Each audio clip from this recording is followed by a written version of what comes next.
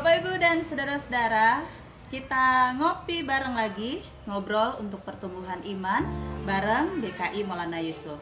Nah, seperti kita tahu, GKI Maulana Yusuf itu juga banyak sekali anak-anak muda yang ambil bagian dan terlibat di dalam pelayanan di GKI Maulana Yusuf. Salah satunya adalah, Bapak yang satu ini. Bapak Ibu dan saudara pasti tidak asing dengan Bapak yang satu ini. Nah, apa yang akan dia ceritakan dan bagikan kepada kita dalam ngopi bareng hari ini, mari kita ikuti bersama-sama. Halo Bang. Halo. Iya. Boleh dong berkenalan, namanya siapa, lalu keluarga begitu, dan ini biar sekalian ya. Sudah berapa lama terdampar di GKIMY? Terdampar ya. Boleh, silakan. Oke. Nama saya Bintang Tambunan. Saya itu sudah berkeluarga, istri saya Lestari, anak saya Andreas. Kemudian saya terdampar ya bahasanya di GKIM itu tahun 2000.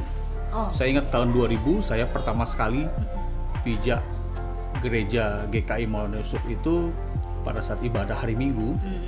Kemudian karena waktu itu saya cari-cari gereja kan, pertama kuliah di Bandung. Pertama karena saya dulu kos, saya dulu di rumah tante saya di Arca Manik, jadi saya dulu gereja di GKI Arca Manik. Setelah saya kos, setahun kemudian tahun 2000 saya ketemu GKI Maulana Yusuf. Nah, saya ke gereja MY, saya lihat ini gereja dekat dari kos saya. Kemudian saya pikir pas tepat lah jaraknya gitu kan. Kemudian saya lihat di pintu gereja itu ada majalah dinding begitu, itu ada pengumuman banyak tuh. Nah, ada pelayanan ini saya lihat karena saya nggak punya kawan kan di Bandung. Jadi saya lihat itu, saya pilih mana yang paling pas buat saya. Seperti itulah awalnya. Saat itu tahun 2000 itu. Oke. Bang. Ya. Dari 2010 ya? 2000. Dari 2000. Tahun 2000. Berarti udah 20 tahun. 20 tahun ya. Di GKIMY. Wah, lebih senior dari saya. Oh gitu. Oh iya. Saya 2006. Oh iya. Oh. Nah, kalau gitu, Abang punya gambaran tentang gereja MY itu, GKIM itu kayak apa sih? Iya. Menurut saya sih gereja GKIMY itu gereja yang wawasannya luas sekali. Sifatnya umum sekali. Yang saya suka dulu GKIMY itu karena ada kata Indonesianya, jadi saya pikir semua suku di situ, semua latar belakang ada di situ. Karena gereja asal saya kan gereja kesukuan ya, HKBP. Jadi saya pikir kalau di sini saya lebih terbuka lagi, saya bisa ketemu orang di luar saya gitu kan. Jadi saya pikir ini gereja yang tepat, dan memang benar. Menurut saya juga gereja GKIMY itu gereja yang sangat plural. Kemudian latar belakangnya banyak sekali, orangnya macam-macam, ya kan? Sukunya juga macam-macam gitu kan. Nah, jadi gereja yang menurut saya itu GKIM itu gereja yang luas sekali, lingkupnya sangat luas sekali gitu, seperti itu. Nah, karena bermacam-macam, plural tadi ya, seperti Abang bilang, tentu punya pengalaman-pengalaman yang berkesan dong ya. Apalagi udah 20 tahun di MY. Boleh dong berbagi apa pengalaman yang berkesan selama di GKIMY? Yang paling berkesan ya, sebenarnya semua berkesan lah pasti ya. Semua berkesan, mulai dari pertama sekali pijak gereja sampai hari ini begitu kan, semua berkesan. Tapi hal-hal yang mungkin teringat begitu, saya ingat dulu waktu saya di kuliah itu kan ada naik turunnya ya. Saya merasa waktu itu kuliah saya kayaknya bakal lama sekali selesainya begitu kan. Jadi saya pergi ke gereja, di gereja itu saya belum punya kawan, masih ibadah seperti biasa gitu. Saya nggak tahu saya mau ngomong sama siapa gitu kan, mau bicara dengan siapa gitu. Akhirnya saya naik ke lantai 3 ruang ibadah itu. Saya naik ke lantai 3, saya duduk aja situ sendirian, nggak ada orang karena itu hari kerja, hari biasa. Saya duduk sendiri. Saya pikir kalau saya duduk lantai 3 artinya nggak ada orang, nggak ada yang lihat saya gitu kan. Saya duduk sendiri, ada Alkitab dulu situ. Saya buka-buka aja, saya baca-baca sendiri, nggak ada acuannya begitu. Saya baca-baca, itu saya merenung begitu. Tiba-tiba ada satu orang datang dari bawah. Aduh. Saya nggak tahu situ siapa gitu kan. Dia datang dari jarak jauh, dia senyum-senyum, terus dia mendekat, terus dia memperkenalkan diri. Dan itu adalah Mas Jarwo.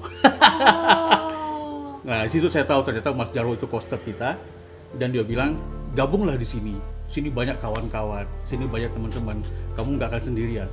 Itu kesan pertama saya ketemu orang di MD dan tuh Mas Jarwo, Sujarwo, almarhum. Almarhum gitu. ya. gitu. Iya, benar. Gitu. Dan kemarin tanggal 18 Pak Jarwo mestinya berulang tahun Ya, ya. betul, Tapi kita 18 September. kehilangan Betul, beliau betul, beberapa betul. tahun yang lalu. Iya, benar-benar. Dan itu sangat berkesan ya. Perjumpaan dengan Pak Jarwo itu. Perjumpaan pertama saya dengan Mas Jarwo, koster MY, dan berkesannya adalah dia yang nggak kenal saya, ajak saya ikut bergabung karena dia bilang di dalam MY itu ada keluarga. Karena saya sini kan nggak punya kawan, Di situ, nggak punya keluarga karena saya baru datang kan dari kampung. Jadi itu sangat berkesan sekali sampai sekarang ya. sampai sekarang. Oke. Pengalaman lain yang lebih berkesan? Oh iya, waktu saya pertama kali diminta jadi penatua. Ini dia. Itu saya diminta jadi penatua, saya pikir wah saya ini jauh dari bayangan gitu. Terus saya diminta, usia saya masih sangat muda sekali kan. Terus saya diminta, kemudian istri saya juga support. Itu saya jawab iya. Baru belum dilantik itu tantangannya sudah langsung ada gitu. Wah. Tantangannya sudah langsung ada. Pro kontra itu langsung ada. Iya. Saya nggak menyangka juga gitu loh. Iya. Ternyata untuk menjadi seorang penatua pun yang lingkupnya hanya di GKI, ternyata itu tantangannya juga besar. Bahkan sebelum saya dilantik itu sudah mulai ada support banyak, tantangan juga banyak. Iya kan? Jadi Dari keluarga, dari luar keluarga? justru dari dalam gereja sendiri, Oh, dari lingkungan teman-teman gereja, itu yang bikin saya pikir saya sudah bicara sama Tuhan, saya minta kekuatan Tuhan untuk saya menjadi seorang penatua, berarti saya tidak boleh mundur. Semua hal ada tantangannya, semua pekerjaan itu ada tantangannya, termasuk pelayanan.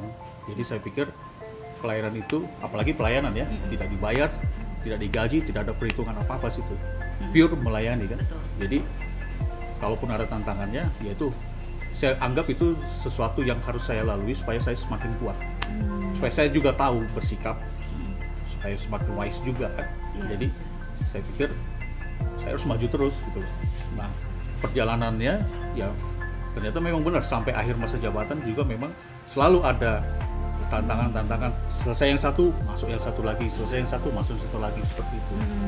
Tapi semua karena Tuhan jadi bisa berjalan. Nah, dari pengalaman-pengalaman itu apa sih yang Bang Bintang bisa bagikan, pembelajaran atau apa sih yang bisa didapatkan yang ya Bang Bintang bisa sharekan buat kita?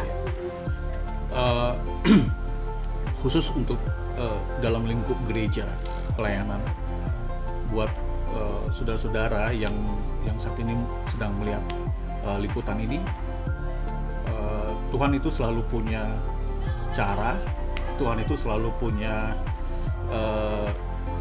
rahasia kalau saya bilang itu untuk memilih anak-anaknya dalam hal pelayanan di gereja. Jadi pelayanan itu kan ada yang kalau bahasanya Pak Pati itu ada yang populer, ada yang tidak populer seperti itu. Jadi apapun itu pilihannya, semua ada tantangannya. Dan selalu tantangannya dari dalam diri sendiri yang pertama sekali.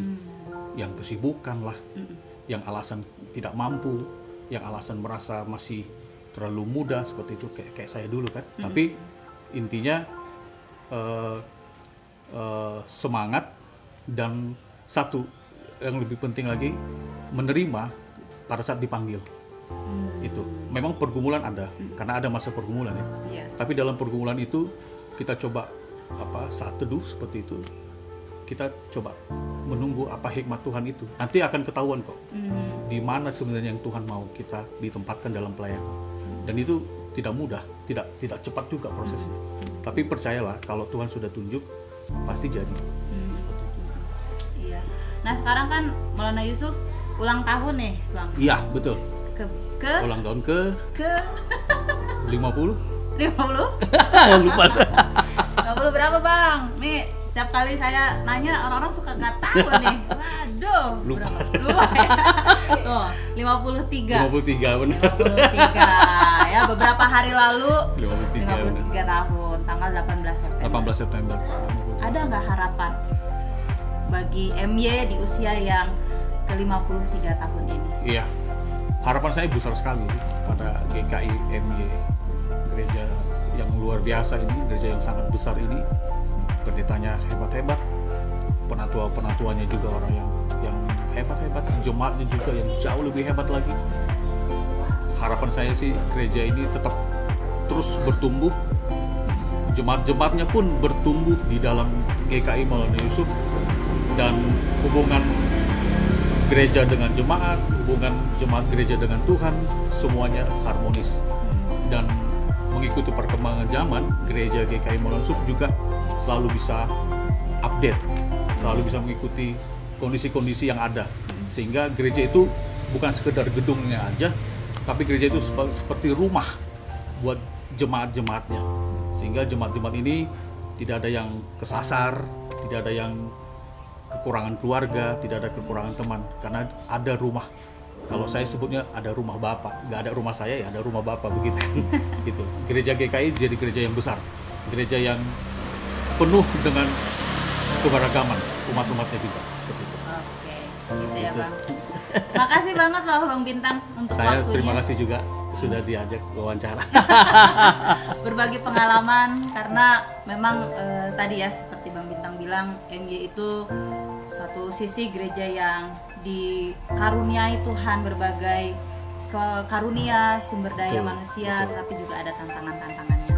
Dengan sharing pengalaman dari Bang Bintang ini, dan semoga kita semua ya Bapak Ibu yang ikut ngopi hari ini benar-benar dikuatkan bahwa tidak ada pelayanan yang mudah, tapi juga selalu ada pertolongan Tuhan Ya, selalu. yang memampukan kita melewati tantangan-tantangan itu. Persis. Bang, sukses ya buat pekerjaannya. Salam kasih. buat Katari dan Andreas. Terima kasih. Ya, Bapak Ibu dan saudara, sekian sapaan ngopi dari saya hari ini. Selamat melanjutkan aktivitas kembali. Tuhan Yesus memberkati.